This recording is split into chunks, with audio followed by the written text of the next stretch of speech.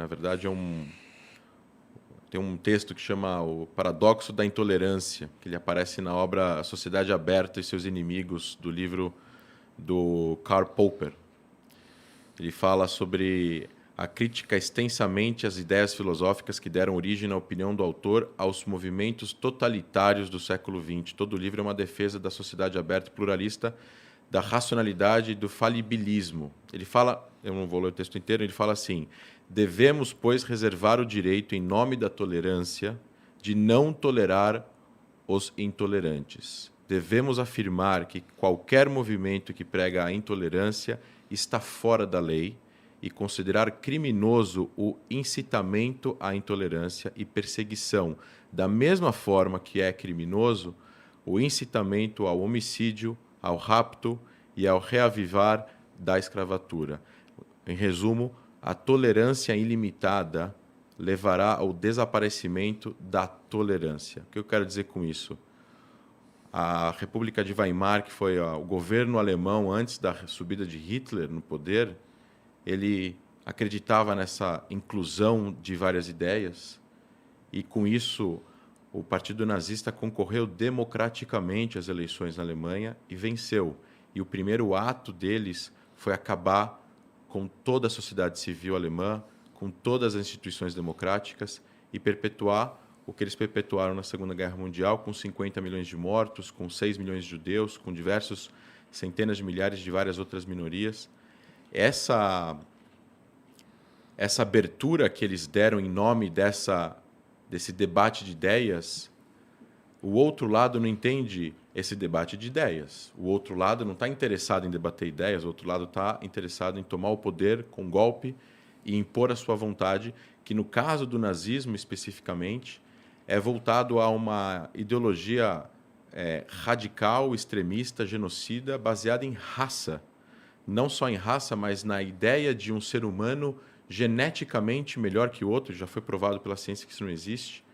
E para que a humanidade possa, entre aspas, sobreviver, como diz no livro Sapiens, de Yuval Harari, o escritor israelense premiado, eles acreditavam que eles estavam fazendo um bem para o mundo, o nazista.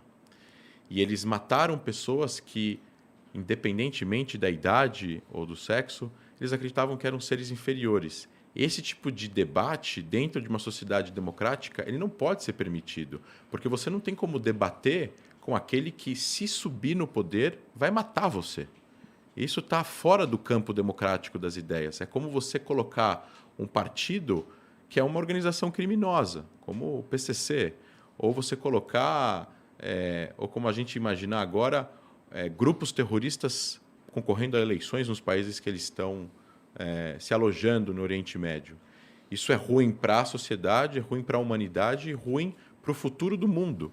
E acho que no mundo que nós vivemos hoje em dia, com a polarização política, com um ano de eleição no Brasil, com crises humanitárias acontecendo pelo mundo, onde a gente está vendo cada vez mais o aumento do radicalismo, do preconceito.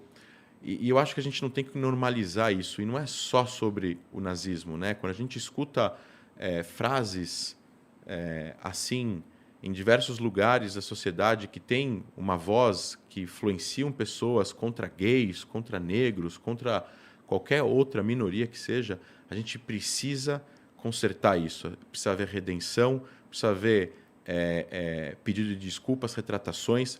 As devidas instâncias jurídicas têm que fazer o trabalho deles, não é o meu caso aqui como historiador, e a gente precisa ensinar as pessoas, os mais jovens, as crianças. Isso não é legítimo, não se pode normalizar a esse tipo de conduta, porque a conduta de vamos trazer para o debate político no Brasil, por exemplo, como foi mencionado, um partido nazista, isso não faz parte do debate democrático. Existem partidos de extrema esquerda no Brasil, existem partidos que, eventualmente, são extremamente criticados pelas suas posições, mas acredito eu que se um partido, seja ele qual for, colocar nos seus protocolos, nos seus estatutos, que eles prezam pela destruição de uma minoria, pela morte de uma minoria, pelo genocídio de uma minoria, eles não vão ter autorização do Tribunal Superior Eleitoral para concorrer a eleições.